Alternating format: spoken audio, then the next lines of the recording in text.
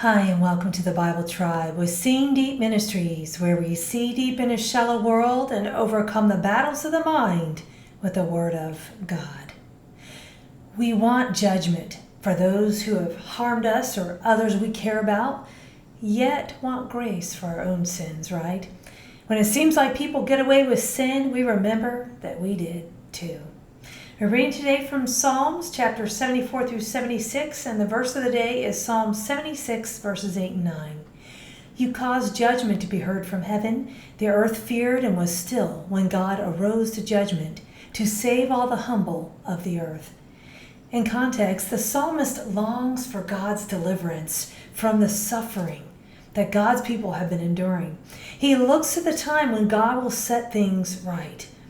The hope of the persecuted is that God is just. He sees the suffering of his people. He will ultimately judge all of the wicked. And the grace of God is that we don't get the judgment that we also deserve. I chose the key word judgment. It is the Hebrew word mishpat, and it means penalty, the sentence of a judge, that which is just or lawful. According to the Old Testament law, we are all guilty of transgressing God's law and therefore deserve his judgment. But we got his grace and forgiveness instead. Thought of the day.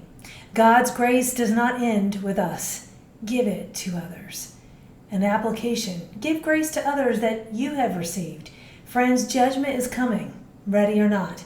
And when God rises to judge, no more excuses will be heard. We who are recipients of his grace need to not abuse such grace, but live it out so others can see and know this grace too.